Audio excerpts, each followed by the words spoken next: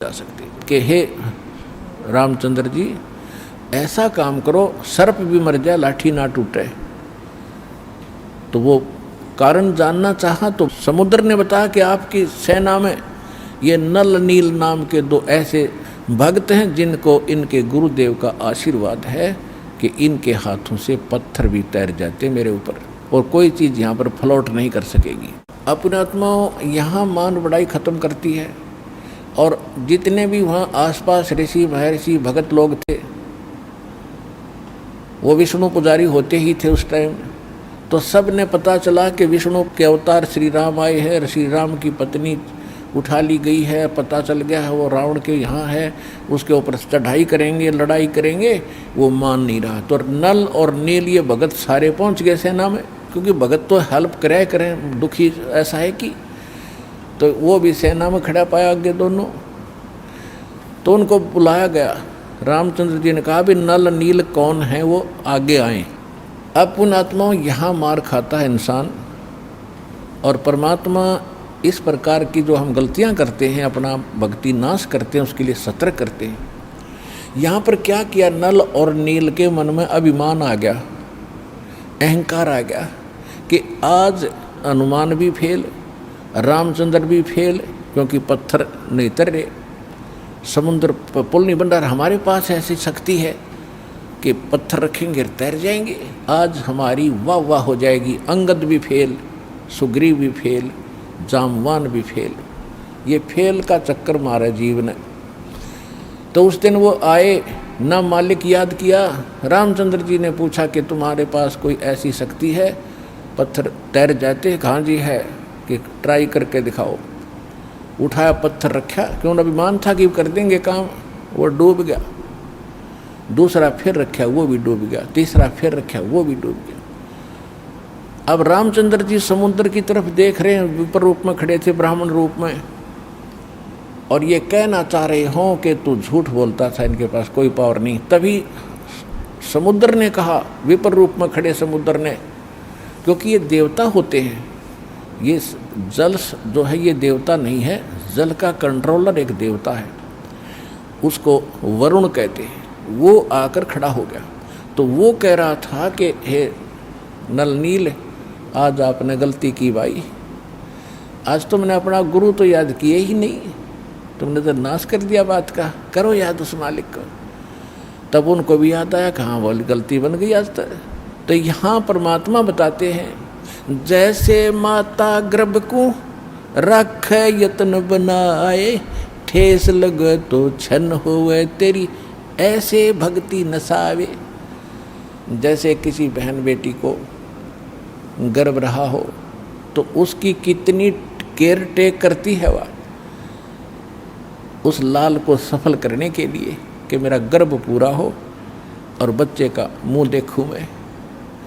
तो वो कैसे चिंतित रहती है, चलते समय भी कहीं ऊंचे नीचे पर पैर ना रखा जा, भगवान मेरा बालक गर्भ खराब ना हो जा। रात को सोती है, करवट लेती है, तब भी एकदम उठ के उधड़क जाती है, कहीं बच्चे पर दाब ना आ गई हो, मेरा गर्भ ना खराब हो जाए। तो कहते हैं जैसे माता गर्भ को और रखे यतन बनाए और ठेस लगे तो छन हो जाता है, तेरी ऐसे भक्ति नसावे। तो इस भक्ति रूपी गर्भ जो आज आपकी आत्मा में परमात्मा के सच्चे शब्द से पल रहा है, इसको इतना संयम से, इतना देखभाल से, यानी सावधानी से इसको परिपक्व करना पड़ेगा। जैसे माता गर्भ को रख है यतन बना और ठेस लगे तो छन हो, तेरी ऐसे भक्ति नसावे।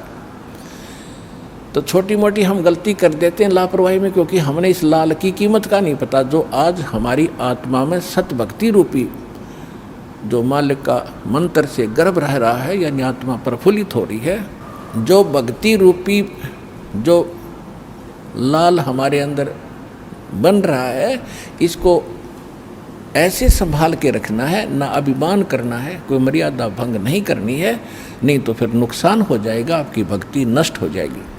अब उन्होंने परमात्मा को याद किया, रे नल नील यतन कर हार, तब सतगुरु से करी पुकार। रे नल नील यतन कर हार, तब सतगुरु से करी पुकार।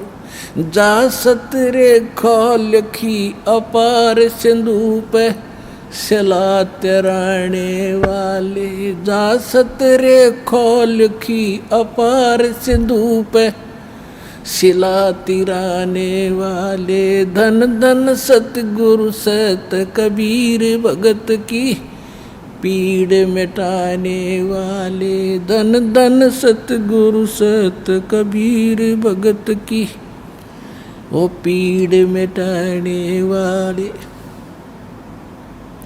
नल नील ने जब याचना की हृदय से, हे भगवान गलती बन गई, आपके हाथ में इज्जत है हमारी, तो उसी समय परमात्मा वहाँ प्रकट हो गए। थोड़ी सी दूरी पर सब ने देखा कि वो कौन आ रहा सामने। नल नील ने भी देखा, ये तो मेरे गुरुजी आगे, हमारी पुकार सुन ली इन्होंने। जब मुनिंदर जी निकट आए, सभी ने दंडवत प्रणाम किया। श्री राम ने, हनुमान ने, सब ने। हनुमान जी ने देख लिया, बाबा जी तो वही है भाई, ये तो बिल्कुल सही, ये तो शक्तिशाली ऋषि हैं। लेकिन उस समय और वार्ता करने का समय नहीं था। जो समस्या थी वह उनके सामने अड़ी हुई थी। तब श्री रामचंद्र जी ने मुनिंद्र ऋषि से अर्ज की थी, भगवान आज हमारे सामने ये समस्या आई है। अभिमानी रावण हमारी याचना नहीं मान रहा है। हमने उसे खूब दूत भेजकर, अंगद को, हनुमान जी को, सबको भेजकर उससे प्रार्थना कर ली है, इसको लौटा दे मेरी पत्नी को। वो माना नहीं।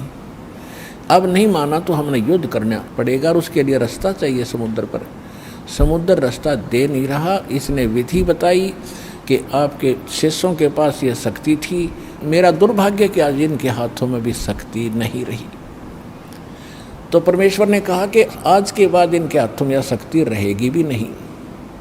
इन्होंने बहुत बड़ी गलती की है, जो हम मैं रोज़ बताता हूँ कि अभिमान से भगवान कोसों दूर है।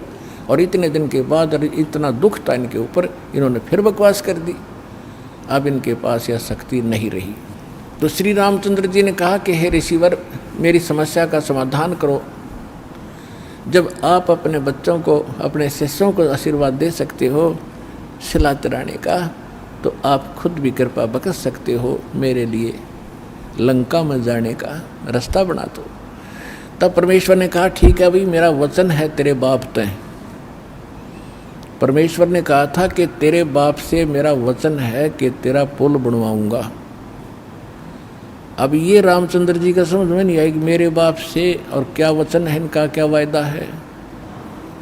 परमात्मा ने अपनी प्यारी आत्मा धर्मदास जी को बताया था कि जब मैं प्रथम सतयुग में सतलोक से यहाँ आ रहा था, तो बीच में इस काल की एक तपस्या है, वहाँ पर जीव दुखी किए जा रहे थे और मैं जोग जीत रूप में अपने पुत्र के रूप में वेशभूषा में था।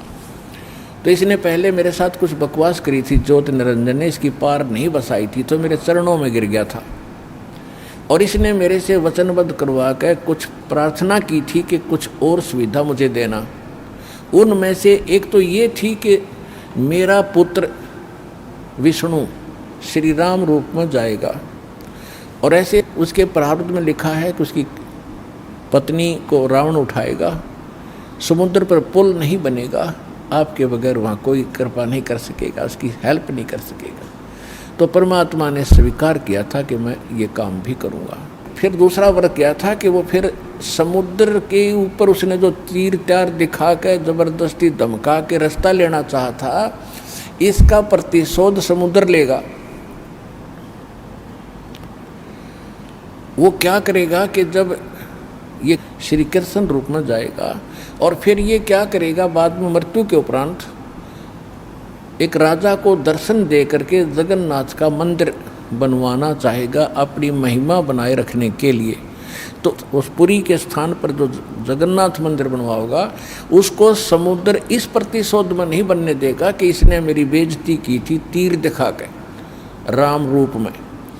इसका प्रतिशोध लेगा और वो मंदिर न बनने नहीं देगा, बार बार तोड़ेगा। आप उसका मंदिर बनवाना, क्योंकि बच्चे हट कर लेते हैं तो वो मानते नहीं हैं, तो इसलिए वो कह रहा था जी आप दया करिए, वो मानेगा नहीं। तब परमेश्वर ने कहा था तथास्तु। और भी कई चीज़ें कही थी कि दूसरा ये मांगा था कि 3 युगों में जीव थोड़े पार करना, क्योंकि परमात्मा ने कहा था कि मैं कलयुग या तेरे नीचे के लोकों में जाऊंगा और तूने सबको मिसगाइड कर रखा है, सच्चा भगवान सच्चा ज्ञान छुपा रखा है, मैं सच्चाई बताऊंगा और सबको ज्ञान दूंगा, ऐसी भक्ति और नाम दूंगा, सभी तेरे लोक से पार होकर सतलोक जाएंगे।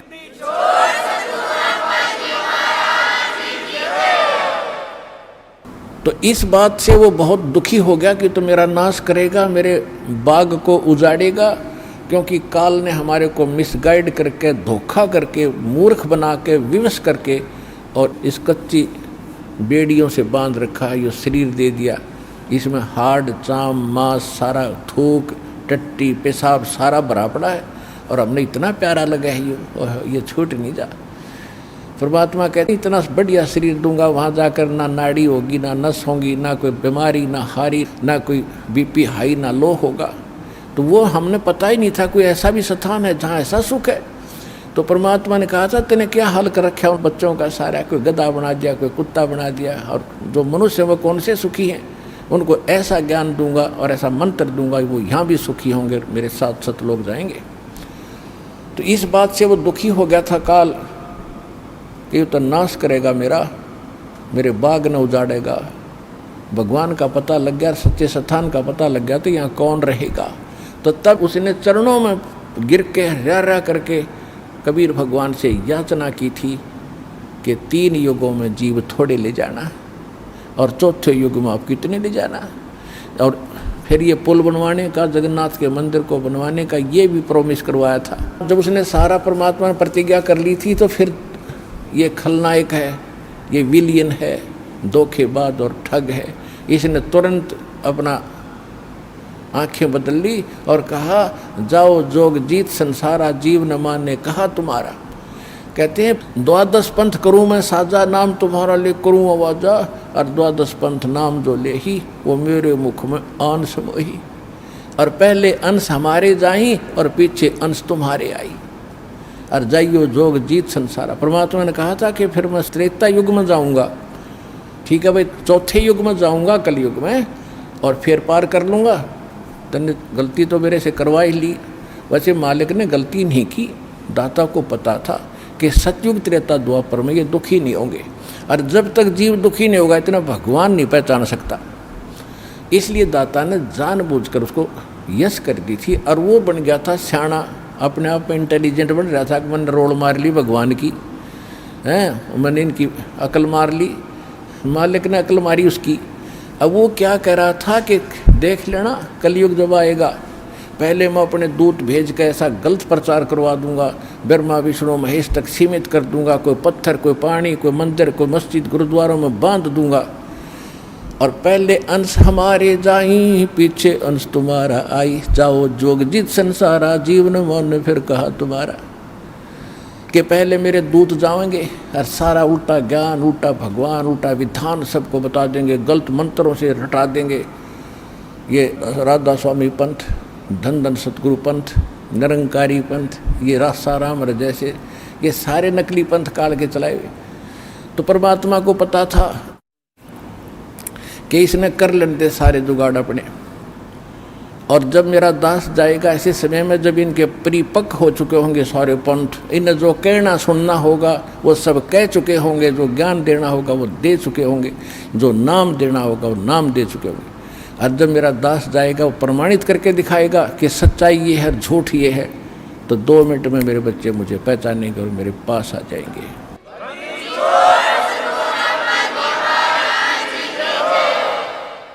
परमेश्वर ने कहा था कि चौथा युग जब कलयुग आई तब हम अपना अंश पठाई, और घर घर देखो बोध विचारा, और सत्य नाम सब ठोर उचारा।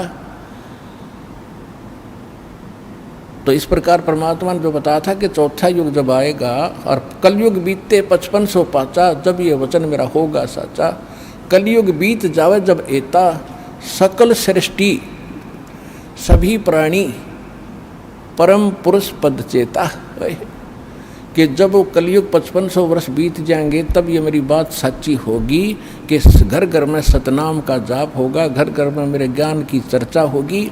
लेकिन ये उस समय सच्चा होगा जब कलयुग 5505 बीत जाएगा, और उस समय सभी को पता होगा कि एक परम पद है। कौन सा? गीता अध्याय नंबर 18 के श्लोक नंबर 62 में, जिसके विषय में कहा कि अर्जुन तू सर्वभाव से परमेश्वर की शरण में जा, उसकी कृपा से तू परम शांति को और सनातन परम धाम को, शाश्वत स्थान को प्राप्त होगा। गीता अध्याय नंबर 15 के श्लोक नंबर 4 में कहा कि तत्वदर्शी संत की प्राप्ति के उपरांत उस तत्व ज्ञान से इस अज्ञान को काटकर उसके पश्चात परमेश्वर के उस परम पद की खोज करनी चाहिए, जहाँ जाने के बाद साधक कभी लौटकर संसार में नहीं आते।